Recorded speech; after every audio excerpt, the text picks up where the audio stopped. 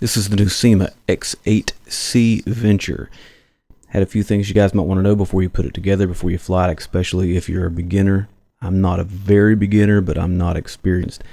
There was a few things that the instructions were pretty vague about. I imagine they were written in a different language and translated to English, and some things where I believe were just left out. So I think you need to know these before you install your quadcopter, before you assemble your quadcopter, and before you fly it. So I'm going to get right to it. Okay, so here we go. Just a really quick overview of what you're going to get in your box.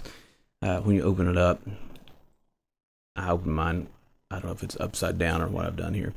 The copter looks pretty good. It's really good, solid. This is the instruction manual I was telling you about. It's got a lot of confusing language in it and things that weren't worded properly. The box has a handle on it, and at first I thought it'd be great to store the copter, but it's not. Once you get the propellers and everything on it, you can't put it back in the box anyway, so no help. Built really good and sturdy. You get lights on the bottom. It's got some markers for the front. Yeah. Those are your prop guys. We'll get those in a minute. Your charger for the wall.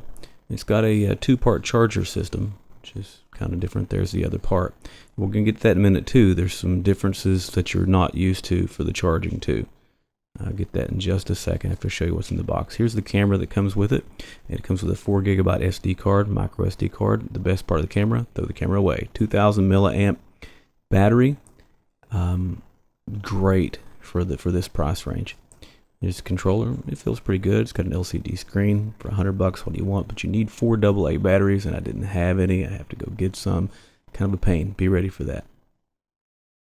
There's your parts. It comes with some extra screws, some caps for the propellers, and a little screwdriver, which I thought was really handy. Here's the props. This is another thing that I was going to tell you about that's not in the instruction manual that you need to know, because if you don't, you're going to mess your copter up and probably not be able to fly it.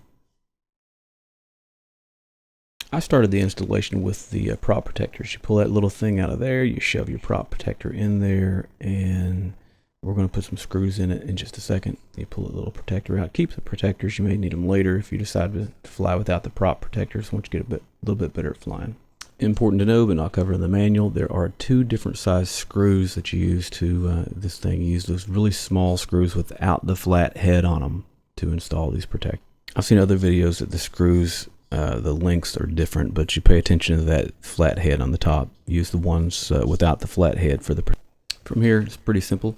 Use the included screwdriver. It helps that it has a magnetic head to it to put the screws in there, screw them in. Now, don't use any Conan the Barbarian strength or anything. Just kind of make sure they're a little snug. Okay, on the motor bases themselves, there is a letter, A or B. Same thing with what they call in the instruction manual fan blade. I want to adjust the contrast on this a little bit so you can see it. It's really tough to see, especially in this orange plastic. The A, that's the A on the motor. And here's the B motor. These letters are typed so finely, they're really hard to see. It was really difficult to get a picture, but that's the B on the bottom of the propeller, or the fan blade as they call it in the instructions. So you have to make sure you match these up with the A propeller and the A motor. Same thing with the B. That's not mentioned in the instructions, but it really should be. Next up on our list of things that the instruction manual did a terrible job at is putting on the propeller blades. So you've got this little plastic thing with a pin through it. You've got to twist it. It's kind of difficult to twist until the pin lines up with a notch on the side. And that's the only way the little pin will come out. Slide the pin out. Don't lose it. It gives you some extra ones though, so that's pretty nice, but you may need them for later. So you got your propeller blade, you've matched your A and your B, and you're going to put the little silver side of the propeller blade up. You pull the plastic piece off, making sure you put it exactly back on the way it was as far as the up and the down. You'll feel that click in there. Now you got your plastic piece to put back on. Now the hole in the metal piece of the motor, you can make sure you line it up with the notch on your plastic piece so you can slide your pin back in. Get right in that hole, and then as soon as you get in there, when you get it in there, you're going to twist it clockwise. I didn't mention first twist was counterclockwise.